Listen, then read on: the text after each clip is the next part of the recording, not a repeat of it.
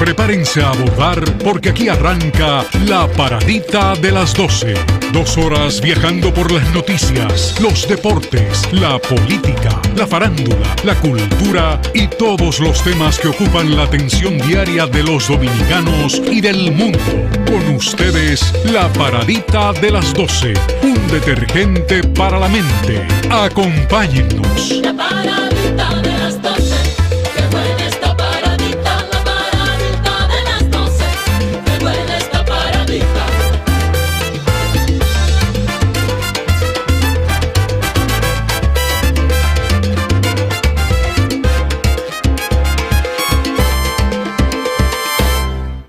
Buenas tardes, despidiendo la semana de la paradita de las 12. Se honra en presentarles hoy un programa con Manuel Núñez para hablar de temas diversos. También está con nosotros Porfirio Cabral, gracias por acompañarnos. Nos esforzamos siempre en servir contenido que aspiramos resulten del agrado y de la satisfacción de todos ustedes que nos siguen diariamente de 12 a 2 de la tarde. Bienvenidos ambos. Manuel, Porfirio, ¿cómo estamos? Adelante. Muchas gracias. Un placer tener a Manuel aquí. Manuel tiene mucha información. Manuel, nos están haciendo exigencias que parece que la CID quiere que le digamos que sí a todos los haitianos.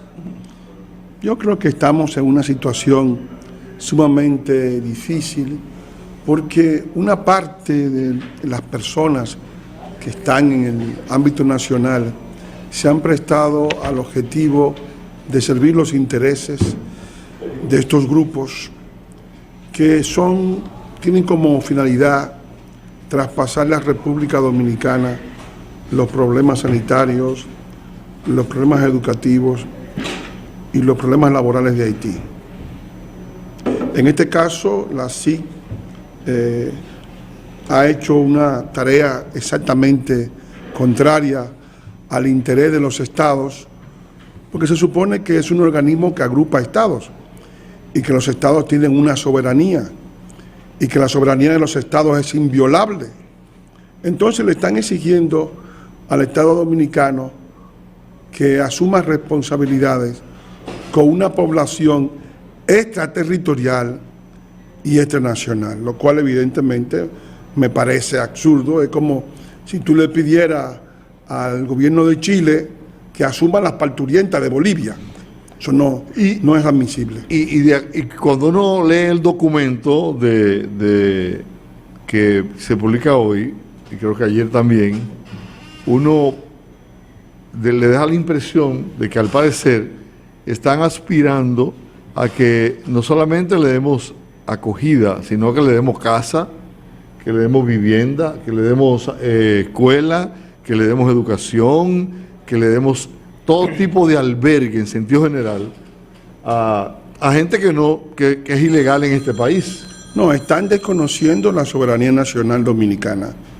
Es una labor que los dominicanos no deben permitir. Algunas personas que quieren tener un puesto internacional, políticos, diplomáticos, han estado en cierto modo apañando los puntos de vista que están en contra del interés nacional, tratando de traspasar la República Dominicana el interés de los haitianos. Pero evidentemente que hay una situación inicial, que es que nadie, el gobierno dominicano, ni nadie, ni yo tampoco, puede dudar que los haitianos tienen derecho a la salud, tienen derecho a la educación, tienen derecho al empleo, tienen derecho a tener un documento de identidad, pero esos derechos tienen que pedírselo a su gobierno, no al nuestro, y no tienen tampoco que arrebatárselo a los dominicanos, que no son responsables de su desgracia. Haití no es un problema interno de la República Dominicana. Haití es otro país y no tenemos con Haití ninguna obligación, ni extranacional ni extraterritorial. El gobierno dominicano tiene obligaciones con los dominicanos, no con los haitianos. Bienvenido Félix de Sena, que también se integra ahora a este panel. Manuel, ¿qué nosotros le hemos quitado a los haitianos? Absolutamente nada. Nosotros, al contrario, nosotros surgimos cuando el país se independiza de Haití en 1844, después de una guerra de 12 años. En nuestra primera relación con esa colonia que surgió 2 siglos después de que la isla entera fuera de los dominicanos, y nada más que de los dominicanos, o del grupo que representamos los dominicanos, en el siglo XVIII se forma la colonia de San Domingue, y esa colonia tiene inicialmente 21.000 kilómetros cuadrados, y actualmente tiene casi 28.000. O sea que ha crecido 6.600 kilómetros cuadrados y ha sido en detrimento de la existencia de la República Dominicana. O sea que nosotros hemos ido retrocediendo en el tiempo. Pasamos de 54.000 kilómetros a 48.000 kilómetros cuadrados. Pero aparte de eso, nosotros hemos sido siempre la nación agredida. Durante 12 años de guerra plena, tuvimos que reclamar con la sangre en la cintura el derecho a un gobierno propio. Es decir, nuestros libertadores pelearon en una proporción de 20 contra 1, contra un ejército más numeroso, contra una economía más grande, contra una demografía 4 veces mayor que la dominicana, y en medio de esa terrible desigualdad de tipo material, los dominicanos lograron milagrosamente su independencia de Haití. Yo te pregunto yo eso. pienso que nosotros nunca hemos sido agredidos por Haití. Siempre ha sido Haití la que nos agrede. Yo te hago esa pregunta porque el sereno de la casa de mis padres, de mi madre, algunos de los que trabajan en esta zona y otros que he tenido la oportunidad de conversar, en serio y en broma, pero más en serio que en broma, tienen un mismo discurso diciendo que gran parte del territorio de ellos nosotros se lo quitamos. Entonces yo digo, ¿quién le enseña eso? Porque alguien tiene que estarle enseñando algo, una mentira de ese tamaño. Los haitianos viven en la mentira, siempre han vivido en la mentira. Fíjate que en Haití está muy vivo el indigenismo. Ellos dicen que el cacique Riquillo y la cacica Nacaona son personajes haitianos.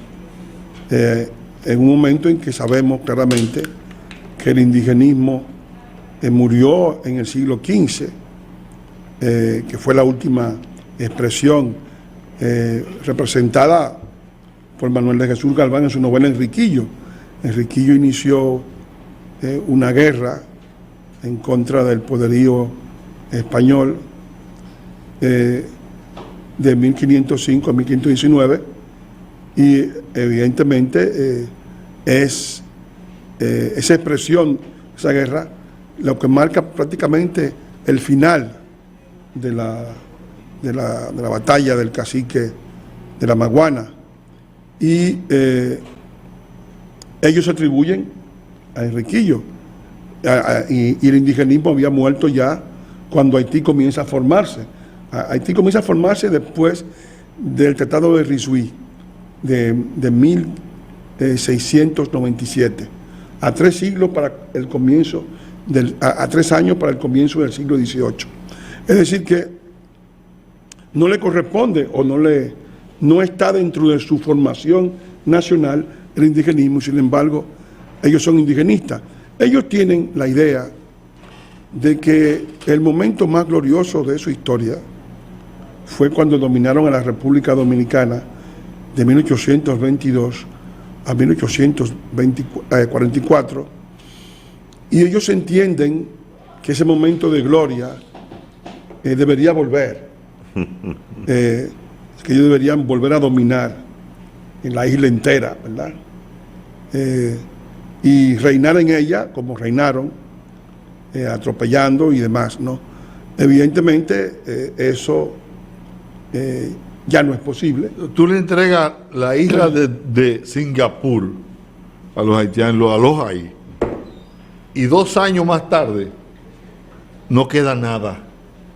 La pregunta es, no queda nada. No queda Singapur. No, pero de verdad, ¿qué le pasó a esa gente, Manuel, en el sentido de que se quedaron en esa etapa en su vida? O sea, a ellos nadie los educó. Nosotros sabemos que ellos hicieron una independencia de analfabetos completa.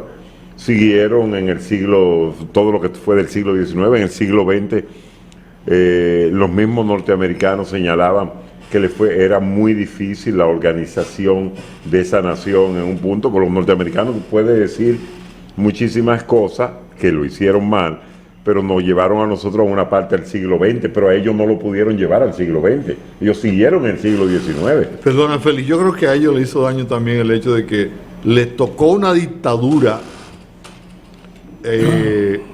atrasada, una dictadura con poca visión de país.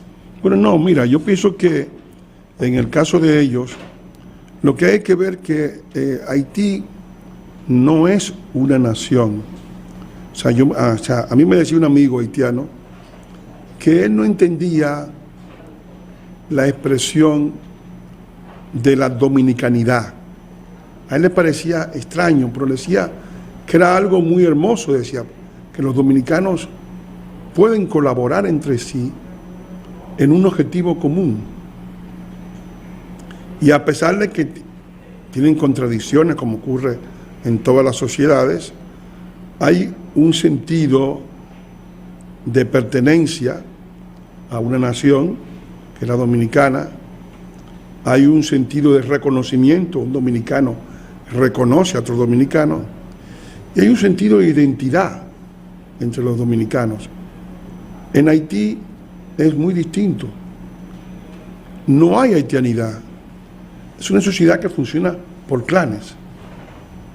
El clan de los campesinos, el clan de los comerciantes sirio-libaneses, el clan de los mulatos.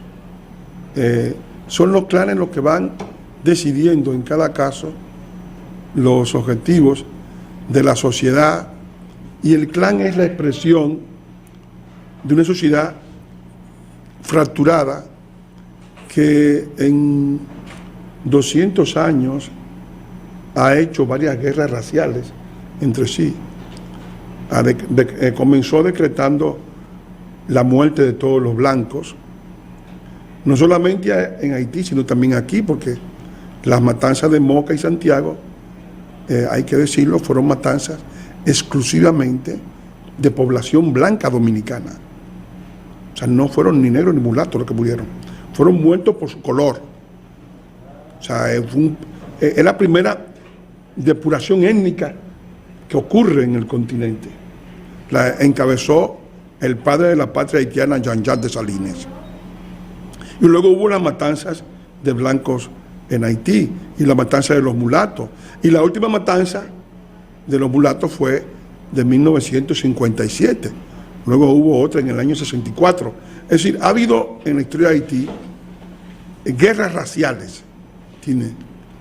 Porque la gente no... Intestinas. No raciales, pero además es el único país que en su primera constitución, la de 1805, la del 4 fue de Saint-Domingue, no fue del Empire de Haití, plantea que ningún blanco puede ser propietario de nada. O sea, en esa constitución se hace una prohibición en el artículo 12. En el artículo 18 se plantea que la parte oriental de la isla de Santo Domingo pertenece a Haití. O sea, que los dominicanos no existen. Los dominicanos, que somos el pueblo nuevo, más antiguo del continente, donde el primero fue todo, no existen para ellos. Entonces, esas dos premisas van a estar vigentes. La premisa de la una indivisible estará vigente hasta el momento en que Haití reconoce la existencia de la República Dominicana, que es en 1874. con el Tratado de Amistad y Navegación. O sea, 30 años después del grito de independencia. Exacto. No, y después que todo el mundo lo había reconocido. Ya Francia había reconocido a la República Dominicana, Estados Unidos, España y demás, ¿no? O sea, y el artículo 12, que prohibía a los blancos ser propietarios, se mantendrá vigente hasta que Roosevelt lo deroga durante la intervención estadounidense, que va desde 1915 a 1934. Roosevelt deroga ese artículo para permitir la inversión extranjera. O sea, y a partir de 1920, las personas de raza blanca tienen derecho, que los negros han tenido en muchas partes del mundo, el derecho de comprar una propiedad. Eso, fíjense ustedes, que un país con ese sistema de odio no podía prosperar. Entonces nunca ha sido una nación, digamos, donde haya un sentido de pertenencia, donde haya un sentido de identidad y de reconocimiento de que todos pertenecen a esa nación. Tanto es así que los propios gobernantes haitianos actúan a veces en contra del interés de su país. Cuando Dilma Rousseff le propone a René Préval, le propone construir una presa en el sur de Haití para producir electricidad con una hidroeléctrica, porque hay unos saltos muy hermosos que permiten que digamos, la caída de las aguas produzcan electricidad. Él se opone. Cuando Danilo Medina cruzó la frontera y habló con Martelly, le dijo a Martelly, era un hombre de pocas palabras, o es un hombre de pocas palabras, pero a veces decía las cosas con sinceridad, ¿no? Le dijo que él iba a reforestar completamente la parte haitiana, porque él entendía que eso era una situación absolutamente inaceptable, el hecho de que hubiera tal destrucción en Haití. Martelly no dijo nada, pero 2 días después Martelly puso una veda a 25 productos de la República Dominicana para evitar que esto se produjera. Ellos no quieren cambio, o sea, es una clase política enemiga del país. Ahora han entrado en un ámbito distinto, totalmente nuevo, porque el Estado ha muerto. El Estado ha desaparecido. Ayer, en la audiencia en el Senado de Estados Unidos, con una buena posición de parte de Bob Menéndez, que yo supongo que Bob Menéndez, con la relación que tiene con la familia Castillo aquí en República Dominicana, tiene que haber recibido información de un orden que el subsecretario para Asuntos Hemisféricos y que tiene que ver con Haití no encontró respuesta. O sea, ¿qué están haciendo? ¿Cuánto tiempo tomará? Entonces él decía, bueno, se puede tomar tiempo, pero ¿cuánto tiempo tomará en pacificar Haití? O sea, se lo preguntó claro Bob Menéndez al encargado de esto. Ya no es cuestión de pacificar, es decir, en Haití hubo una misión, que fue la misión de la MINUSTAH. La MINUSTAH duró 17 años en total. En los primeros 3 años fue bajo el mando estadounidense y después un mando multinacional. Se gastaron $900 millones por año, una misión costosísima, cuya función era desarmar al país, porque al destruir el ejército, cosa que hizo Bill Clinton, pues el país cayó en un estado de ingobernabilidad, se sucedían los golpes de Estado continuamente, no había una situación definida en torno a lo que era el monopolio de la violencia, y entonces la MINUSTAH entró para desarmar a la población, para estabilizar a esa nación, para permitir el desarrollo de las instituciones y para crear la policía que debía sustituir esa entidad militar multinacional. Los haitianos entendieron que la MINUSTAH era eterna, que como ellos tienen una mentalidad de asistidos sociales, es como alguien que tú vas y le brindas, mira, te voy a prestar esta casa por un par de meses, en lo que tú arreglas la tuya, la pinta. Claro, pero no para que te quede. Pero no para que te quede. No, entonces ellos ellos entendieron, déjalo ahí, no. Y le dieron largas al asunto y duró una cantidad, un récord en toda la historia de la ONU. 17 años, tiene que decir una cosa espantosa. Pero lo único que ellos desarmaron fue los tirapiedras, porque ahí todo el mundo tiene armas. Exacto, es decir, los haitianos, porque la MINUSTAH fue una misión insuficiente, primero porque no lograron ponerse de acuerdo en el aspecto de la soberanía. Los haitianos siempre, los haitianos viven de la dádiva de todo el mundo, pero siempre son muy exigentes con su soberanía. Y entonces se creó una cosa dual, no fue una misión llevada a fondo, no extrajeron el cáncer depositado en su cabeza totalmente y dejaron eso crecer a la sombra.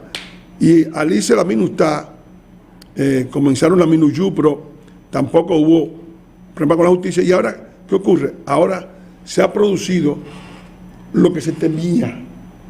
Se ha producido el peligro que se veía venir antes de llegar la MINUSTAH a Haití, que era la desaparición del Estado haitiano. El Estado es un organismo que tienen las naciones para manejarse entre sí. En Haití ese Estado no existe porque no hay control del territorio marítimo, no hay control del territorio terrestre, no hay tampoco policía. O sea, No hay orden aduana, público. no hay nada. No hay aduana, no hay control del espacio aéreo. Y el monopolio de la violencia, el polo de poder encarnado en aquellos que pueden hacerse obedecer, lo tienen un conjunto de bandas. De banda. O sea, es decir, que los que están gobernando ese país son un grupo de comediantes que no mandan sobre nada. Es como una especie de teatro bufo. Bueno, vamos a hacer un paréntesis. Primero para ver un reportaje que nos envía César Montesinos desde Dajabón, un reclamo que hacen unos campesinos sobre unos caminos vecinales que están deteriorados y que al parecer impiden que ellos puedan sacar sus productos agrícolas. Y luego hacemos la pausa. Muchísimas gracias. Así es como ustedes efectivamente han adelantado. Parceleros de la reforma agraria que están ubicados en los proyectos agrícolas Caño Blanco de Copey Manzanillo reclamaron de las autoridades del IAD, Desarrollo Fronterizo, así como Agricultura, del arreglo de los caminos que conducen a distintas parcelas de esta zona, ya que no pueden sacar la producción agrícola por las malas condiciones que están los caminos vecinales. Aquí tuvo el jefe de frontera y todavía lo estamos esperando y no ha dado el primer picazo en la carretera. Da pena que las producciones se pierden porque no hay, las instituciones no tenemos quien nos ampare. Por lo menos que nos lo echen tierra para sacar nosotros la producción de arroz. Bueno, hemos ido a hablar de solicitar y nos han dicho, nos han prometido que nos van a resolver los caminos, por digo, estamos ya esperando ¿cuándo? Cuando se pierda la cosecha nuevamente. Pidieron al gobierno ordenar la rehabilitación de estos caminos, ya que no pueden contar ni siquiera con los financiamientos que realizan los dueños de factoría, porque aducen de que los caminos impiden sacar la producción agrícola de estos predios. Es todo lo que tengo en cuanto a esta información por el momento. Vuelvo con ustedes a los estudios.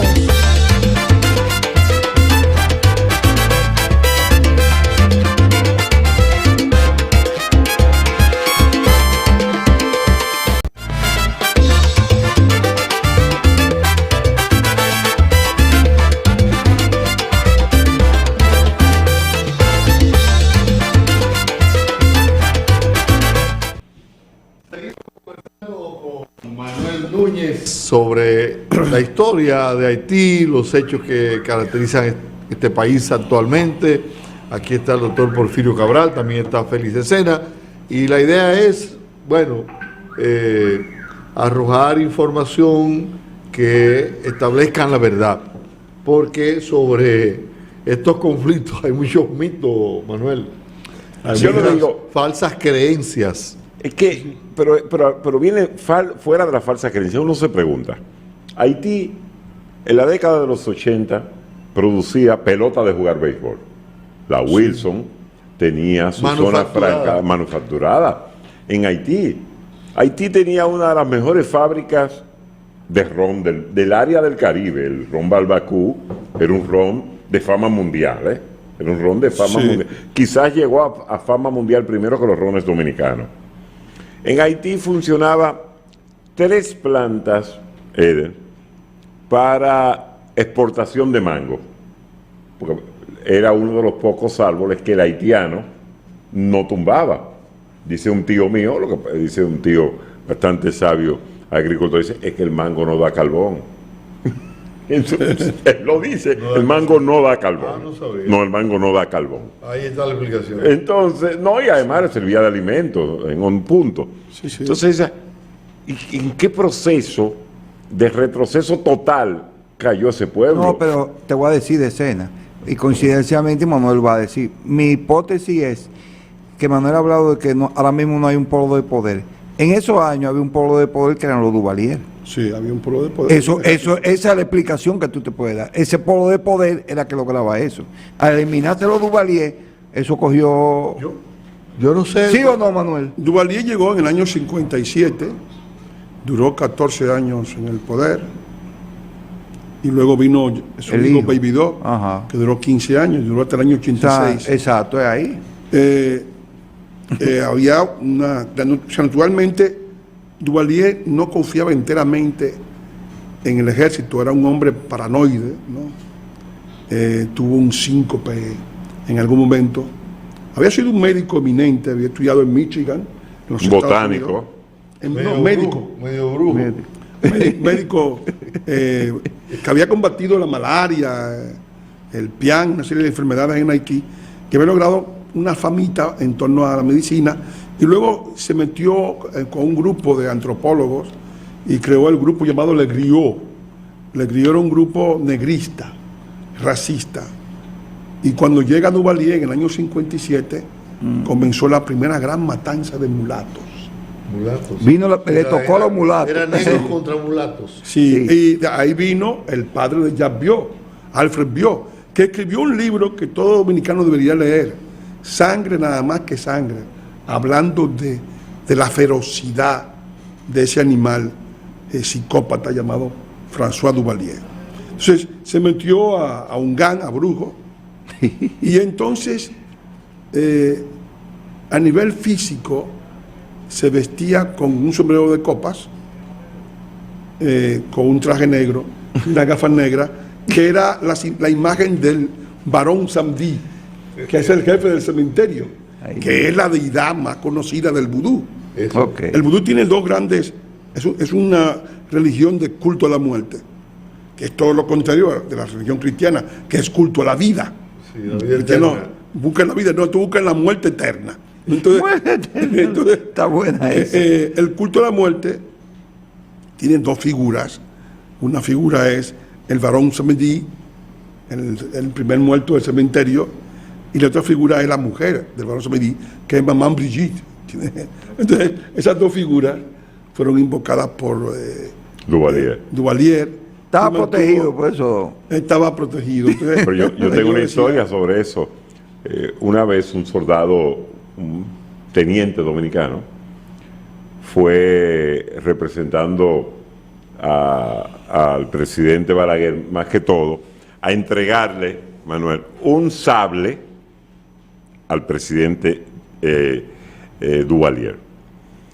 Me contó en ese momento la persona que fue que la habitación, no la habitación, la oficina en el palacio estaba completamente en penumbra. Cuando a él lo hacen pasar a entregar el sable, que él abre la puerta con el ayudante que lo entró. Estaba totalmente en penumbra y justo detrás de él, entonces le habló Duvalier. Sí, no, una cosa... Dice él que fue algo que lo impresionó, porque pues, sobre todo ver una oficina totalmente en penumbra. Y de la devoción por el misterio, ¿no? No, además, Duvalier inició, porque en todos los gobernantes haitianos, además del polo de poder que representaba el ejército, no tenían confianza, sino en sus conmilitones más próximos. Y Duvalier, que temía que un golpe de Estado, creó un ejército particular, paralelo al ejército haitiano, pero tan grande como el ejército haitiano, llamado Le Tonton Macoute, que vestían igualmente, como así mismo, con las gafas negras, el sombrero de copa. Suyo de su propiedad era. Sí, ese era su ejército, de asesinos, de criminales. Lo formó con criminales y psicópatas. Que popularizaron de la rueda. No, eso de Aristide. Aristide. Esa es la última banda, la banda de Aristide. La banda de Perle Brown. Entonces, cuando llegó Baby Do, digo, bueno, la banda de mi padre era Tonton Macoute, pero él quería crear una banda realmente creada por él. Y entonces creó los Leopardos, ¿no? Les Leopards, que era también otra banda de criminales que hacían toda suerte de barbaridades. Y luego Aristide, que seguía un poco el modelo de Duvalier. Sí, porque era medio brujo ese. No, era un demonio, ¿no? Es decir, Aristide creó la banda del collar encendido, del Perle Brown, que consistía en a los enemigos de él quemarlo, tirarle una llanta de gasolina encendida para que no pudieran moverse y ardieran en vivo, ¿no? Como una vela. Sí, pero mira, una cosa, llama, Manuel. Como una antorcha. Yo he considerado, lo he dicho en varias ocasiones, pero que nadie como que me presta atención. A mí me llama la atención que Haití es el único pueblo que los norteamericanos, después que invadieron, salieron sin que nadie le dijera nada. De repente salieron los norteamericanos, se fueron. Es el único país que ellos se han ido sin que nadie le diga nada. Bueno, duraron bastante tiempo. Pero se fueron sin decir nada. Duraron del 15 al 34, 19 años. 19 años. O sea, fue una... No, pero yo tengo la última invasión. Esa fue una misión. Pero cuando estaba el que era un general que sustituyó a Aristide. Esa fue la preinvasión a la MINUSTAH, es decir, fue la preparación de la MINUSTAH, porque luego se preparó una misión multinacional porque se dieron cuenta que la misión no iba a ser suficiente, una intervención de corto alcance, porque además habían destruido el polo de poder. Ahora hay un problema, ahora el problema actual es que en Haití no hay Estado. Al no haber Estado, Haití se ha convertido en un problema para todo el continente, porque ¿qué tú puedes hacer con... Ahora mismo se debe haber entre 6 o 7 millones de haitianos que no hacen una vida normal en su país, porque no hay hospitales, no hay documento de identidad, no hay las cosas mínimas de un Estado, es decir, no hay escuela, no hay presupuesto nacional. Ningún tipo de seguridad. No hay seguridad, a veces no hay internet, a veces no hay comunicaciones. Y si la banda quiere, te da combustible, si no, no hay combustible. Y entonces luego hay problemas de circulación, en los mercados están saqueados, en las bandas entran a saco a los mercados. Y entonces, ante todo eso, puede ser que esa inmensa masa de haitianos entienda que la única manera para ellos poder sobrevivir y llamar la atención de un mundo que está cansado de ellos, porque los norteamericanos se hartaron de los haitianos. Ellos entienden que Haití es como un hoyo negro, que se le va todo el dinero encima y no pasa nada, o sea que no se mejora nada ni para adelante ni atrás. Entonces, frente a eso, todo el mundo ha salido delante, ¿verdad? Chile no los quiere, no los quiere Brasil, no los quiere Colombia, no los quiere Venezuela, todo el que bebe de esa medicina la rechaza. Sí. Cuba los recibe y los fumiga y los devuelve. México no lo quiere. Oye bien, lo fumigan. México no lo quiere. México no lo quiere. En Centroamérica ya están altos de ellos. Ahora, hay una diferencia. Y entonces, tanto las Bahamas como Jamaica tienen programas programas de repatriación permanente. Sí. Enjaulado. Las Antillas tienen programas de repatriación permanente. Entonces, el único país vulnerable que queda dentro del continente es el nuestro. Pero y el nuestro, hay detalle, Manuel, nuestro. Esos países no cuentan con, digamos, voceros a favor de los haitianos, que son dominicanos, que propugnan que si usted le da a escoger, prefieren la bandera haitiana que la dominicana. Así es. Todo así porque reciben un salario que los digamos, le pagan para que se conviertan en propagandistas desfavorables de la nación. Nosotros no sabemos, tiene razón, Eder, nosotros no sabemos exactamente el gran peligro, no hemos todavía aquilatado el gran peligro que está corriendo en estos momentos la República Dominicana. Este país, de todos los países del área del continente, es donde mejor se vive. Puerto Rico ya entró en barrena, un desastre.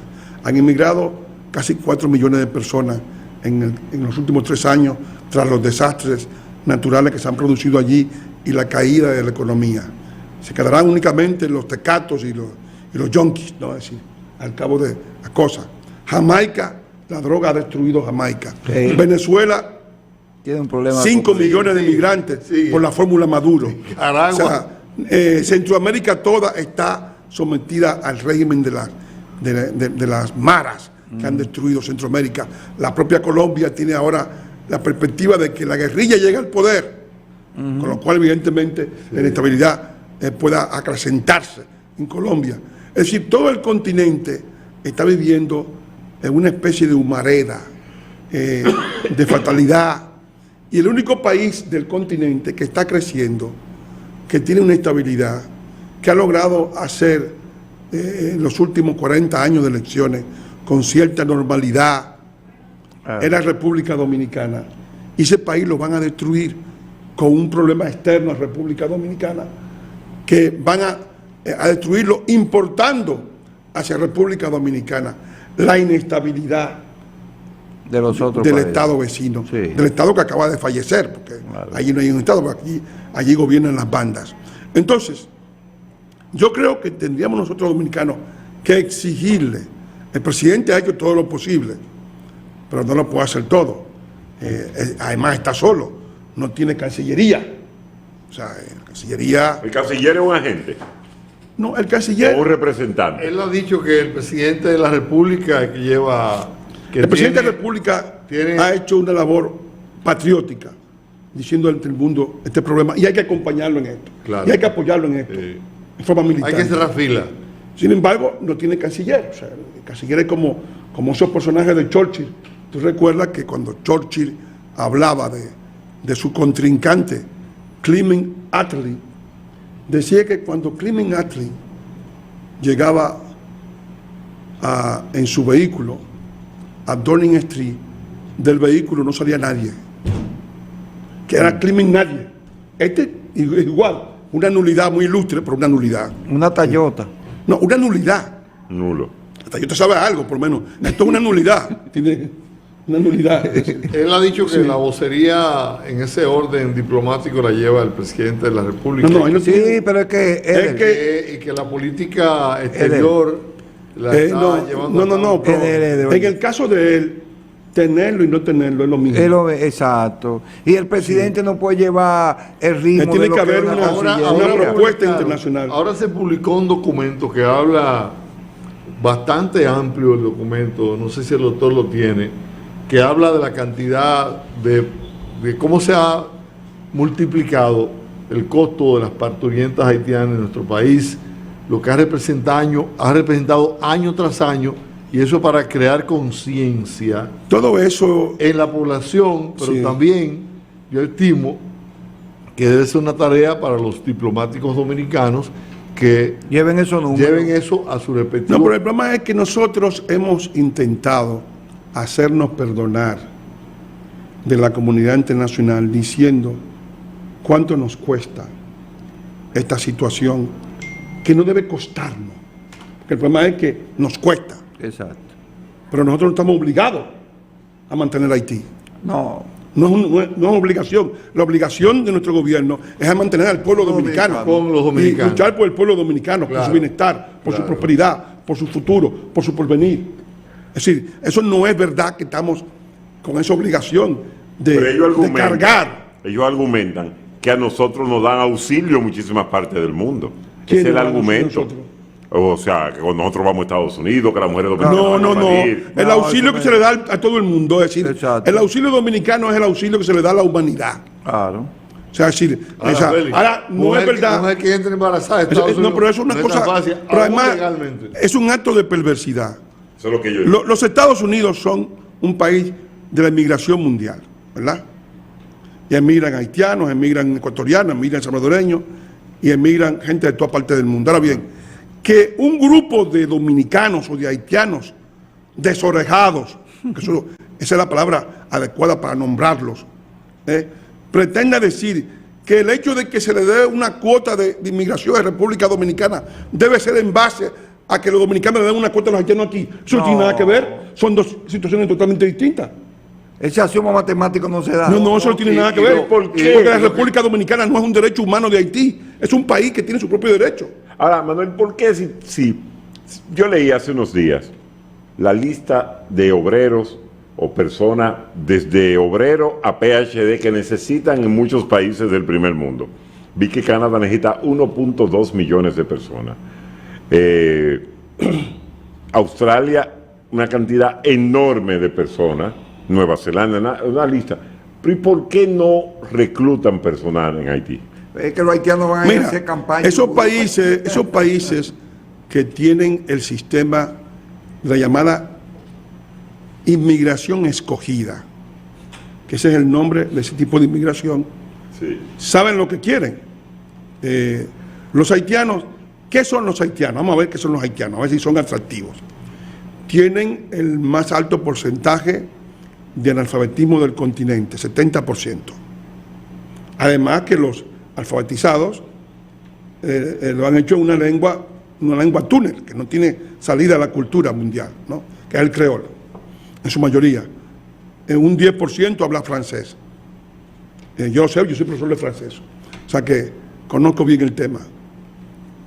Luego tienen el récord de todas las enfermedades, tratamiento por vectores, de la malaria, del pian, del SIDA, del dengue, de todo. Del dengue, todas las enfermedades que se transmiten por vectores, las hepatitis que se transmiten por el agua, todas están allí en su buena. No tienen sistema sanitario. Tienen el más alto desempleo del continente, ¿no? Ya lo dije, ¿no? Tienen igualmente una situación social de que vienen de sociedades donde se está viviendo en un régimen prácticamente del siglo XIX, decimonónico. No son técnicos, no tienen decimonónico. Entonces, donde apenas hay 300 o 400 megavatios de electricidad para todo el país. O sea que evidentemente no están insertados en el resto del mundo. Ahora bien, ¿para qué país del mundo una población con semejante característica sanitaria, educativa y de empleo puede ser atractivo? Explícame tú, Decena. ¿Qué país del mundo Agrégale a eso que lo que han dicho muchas comunidades de la frontera nuestra, de que tienen que dejar esos espacios físicos a los haitianos cuando entran, y es porque no tienen buena convivencia.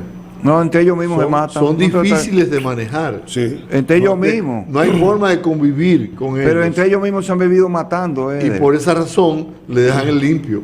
Donde ellos llegan, le dejan el limpio. No, es así. O sea, pero además tú has visto cuáles han sido los roces en Santiago. En Santiago, donde yo trabajé, hice el documental La Batalla de Codo Sur, que invito a los oyentes a que lo vean. Está en YouTube. La Batalla de Codo Sur.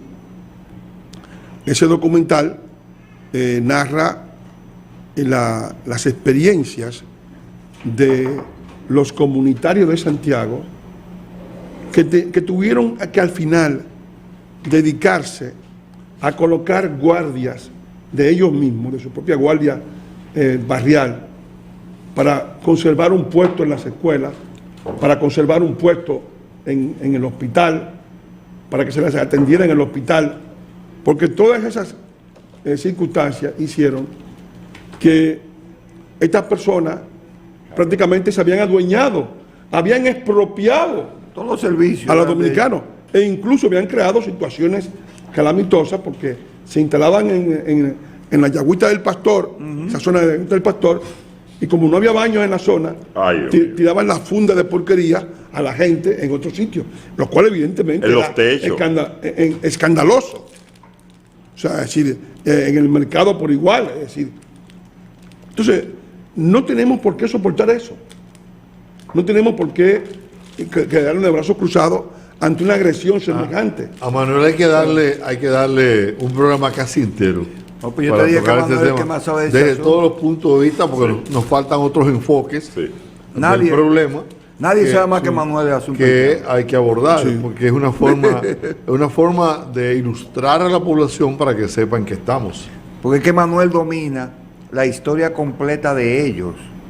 Todos los detalles lo domina, porque hay gente que habla. Yo mismo, que yo sé de los haitianos. Nos quedó el tema, doctor, de las parturientas. De lo que representa la carga económica y de complejidad social que. Mira, Eder, te lo voy a resumir.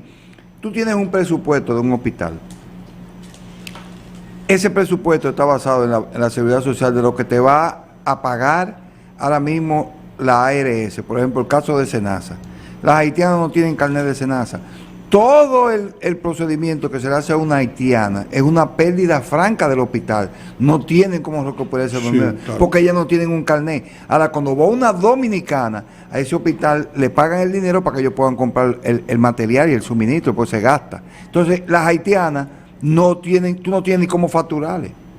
Entonces, ¿qué es lo que están haciendo? Y consumen igual que cualquier otra. Entonces, es un costo que tú no te das cuenta. Las estadísticas de la tasa de natalidad, de mortandad que hay materno-infantil en República Dominicana, son ellas las que la tienen alterada. Claro. Porque me explicó a mí el director del hospital de la mujer del Seguro Social, me dijo, yo tengo 3 años, no se muere ninguna mujer, pero aquí no pare una haitiana. No pare porque no se han dado cuenta, me dijo. Porque llegan con el muchacho afuera. Exacto. Simple y llanamente. Así que me dijo con el producto. Es una situación absurda de crear toda una culpabilización de la República Dominicana. Pues, ¿cómo yo voy a ser responsable del hijo de otro hombre o de otra mujer? ¿Y qué ocurre? No tiene sentido. ¿Y qué ocurre? Que esas mujeres, ya lo dijo, llegan más enfermas y con anemia que las dominicanas. O sea, llegan físicamente más deterioradas. O sea, ¿qué ocurre en los hospitales? Cuando llegan estas haitianas, consumen las pintas de sangre que hay, consumen la analítica, y cuando llega una dominicana, hay que buscarle la sangre a la dominicana pagando. La sangre que había se le entregó a la haitiana. O sea, tienen que ir a comprar la sangre a la dominicana y a buscar que la dominicana pueda tener una atención, buscando el dinero por parte de nosotros. O sea, que tenemos que pagar nosotros lo que ellos les quitan a los dominicanos. Eso no es posible. Una pariente nuestra entró embarazada, ostensiblemente embarazada, a Estados Unidos legalmente y tuvo serias complicaciones en migración porque ya daba señales de que estaba embarazada. De manera que todos los países del mundo son muy rigurosos cuando a su territorio llega una mujer embarazada. No, y así debe ser, porque no estamos obligados. Aún legalmente, aún llegando legalmente a ese territorio. Lo que estamos viendo, yo lo he planteado. A buen tiempo, doctor. Es la expresión de un tema que yo ilustré en uno de mis libros, que se llama La dictadura del débil. Los haitianos tienen una mentalidad de asistidos sociales. Ellos consideran que todo el mundo está obligado a asistirlos socialmente. Ellos no tienen ninguna obligación con el mundo, pero el mundo tiene una obligación con ellos. Así es, Manuel. Sí. Vamos a dejar contenido para una próxima visita tuya aquí al programa. Vamos a continuar a partir de ahora con Carol Pérez, que desde Bogotá, Colombia, nos sirve un contenido siempre diferente para esta segunda hora de la paradita de las 12. Buenas tardes y quédense con Carol.